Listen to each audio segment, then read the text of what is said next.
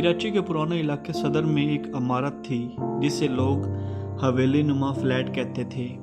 ये इमारत अंग्रेज़ों के दौर में बनी थी और तब से आज तक इसके चौथे फ्लोर का एक कमरा हमेशा बंद रहा। कमरे के बारे में कई कहानियाँ मशहूर थीं। कोई कहता था वहाँ एक लड़की की रूह भटकती है, तो कोई कहता था वहाँ खजाना छुपा है, और बाज़ लोगों का मानना था कि वो कमरा लानत ज़दा है। अहमद, जो एक नौजवान जर्नलिस्ट था, हमेशा से पुरअसरार चीज़ों में दिलचस्पी रखता था। उसने फैसला किया कि उसी कमरे के पीछे छुपे राज का पर्दा उठाएगा। तफ्तीश की शुरुआत। अहमद ने पहले इमारत के बूढ़े चौकीदार बशीर चचा से बात की।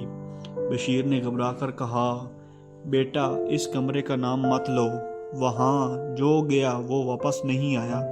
तुम अपनी जान दांव पर क्यों लगा रहे हो? लेकिन अहमद न रुका। उसने आसपास के रहशियों से भी बात की।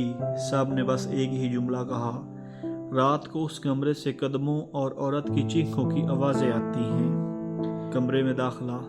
एक रात अहमद ने हिम्मत करके ताला तोड़कर कमरे में कदम रखा। कमरे में खूब अंधेरा था।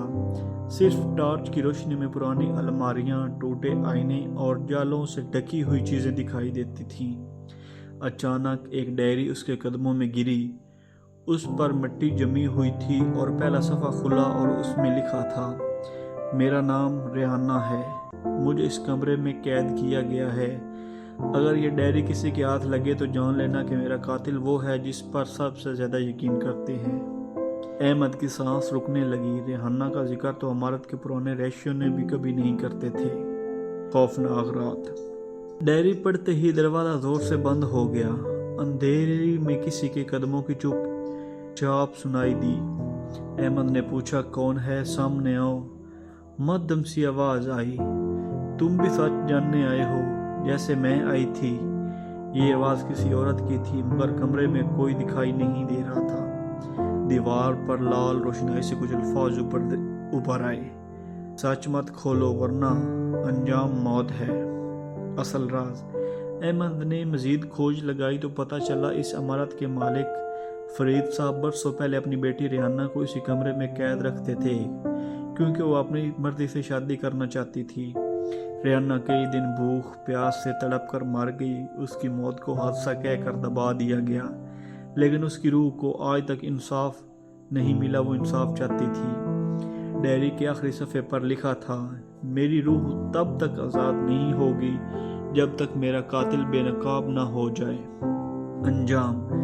अचानक अहमद ने अपने पीछे किसी का साया देखा। वो बशीर चचा थे। बशीर ने ठंडी सांसें लेते हुए कहा, तुमने वो पढ़ ली है जो किसी को नहीं पढ़ना चाहिए था। अब ये राज तुम्हारे साथ रहेगा। उस लम्बे कमरे की खिड़की जोर से बंद हुई। बल्ब टिमटिमाने लगे और अहमद की चीख गूंजी। अगली सुबह लोगों ने देखा कि कमरा दोबारा बंद था, लेकिन इस बार अहमद का कैमरा अंदर ज़मीन पर टूटा हुआ पड़ा था। वीडियो में सिर्फ एक आखिरी जुमला रिकॉर्ड था, वो अब भी यहाँ है।